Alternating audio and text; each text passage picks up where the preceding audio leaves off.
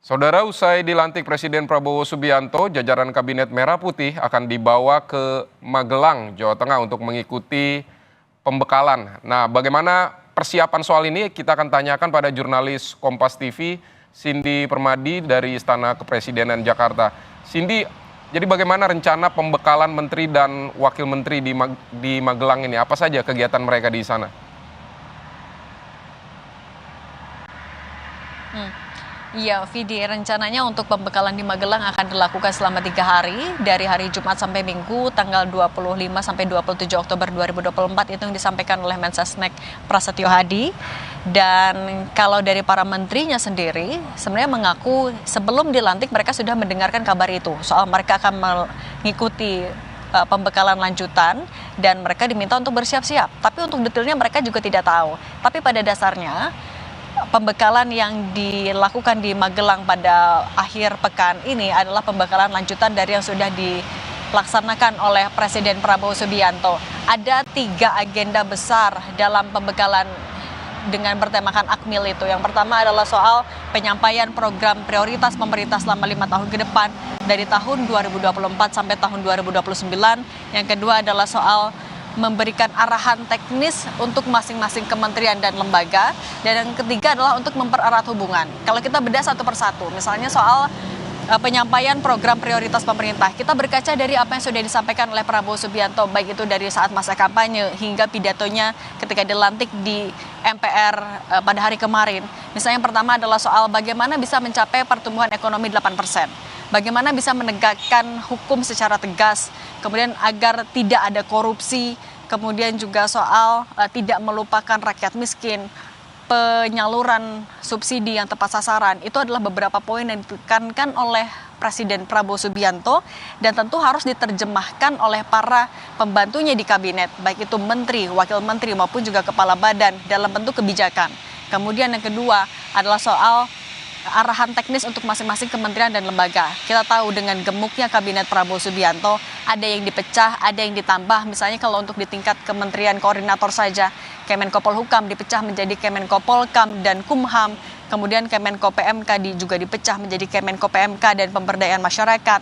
Tentu perlu adanya arahan yang jelas untuk masing-masing kementerian agar tidak ada tupoksi yang saling tumpang tindih. Nah, kemudian soal yang ketiga, mempererat hubungan. Kalau dari pernyataan menteri disampaikan kalau ini adalah momen mereka bisa saling mengenal. Kita tahu bocorannya ada salah satu agenda adalah adanya outbound. Kemudian juga dengan menteri-menteri yang meskipun banyak menteri dengan wajah yang sudah familiar kita kenal karena sudah menjabat di kabinet sebelumnya, ada juga wajah-wajah baru berasal dari berbagai latar belakang, ada yang berbeda partai politik, ada yang berasal dari profesional, sehingga ini adalah momen agar mereka juga bisa saling mengenal satu sama lain dan bisa semakin solid dalam menjalankan program prioritas dari Presiden Prabowo Subianto. Soal tupoksi dari masing-masing kementerian sebenarnya, agenda terdekat juga pada hari Rabu 23 Oktober 2024, Presiden Prabowo Subianto akan menggelar sidang kabinet paripurna perdananya. Salah satu agendanya adalah untuk menjelaskan arahannya, tugasnya apa. Jadi untuk atau soal tupoksi masing-masing ini akan dilakukan pada hari Rabu, akan ada arahan langsung dari Presiden Prabowo Subianto, dilanjutkan dengan pembekalan di Magelang selama 3 hari. Nah, kemudian dengan dilakukan dalam satu pekan ini dipadatkan agendanya, artinya pembekalan itu dilakukan juga untuk menajamkan arahannya agar mampu para pembantunya ini menerjemahkan arahan menjadi kebijakan. Nah, kemudian meskipun dari para menteri maupun juga wakil menteri mengaku belum tahu seperti apa detailnya mereka akan melakukan apa saja, tapi bocorannya mereka sudah diminta untuk menyiapkan kondisi fisik, menjaga kesehatan, sudah diminta untuk mengukur baju dan juga topi.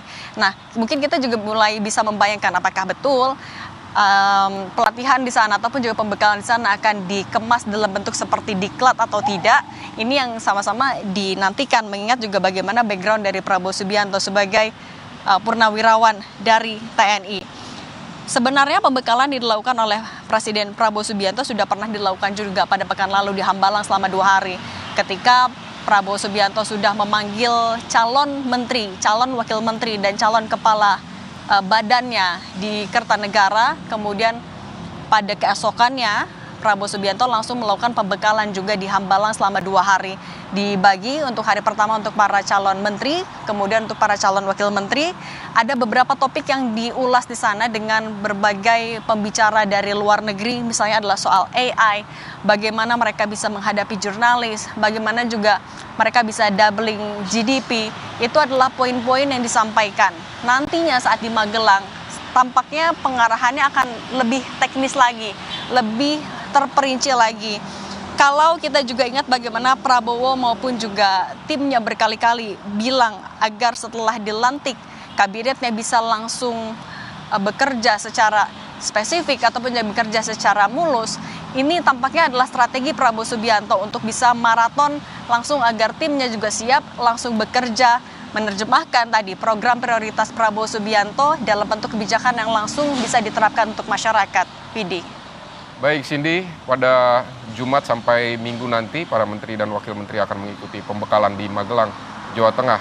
Saudara Presiden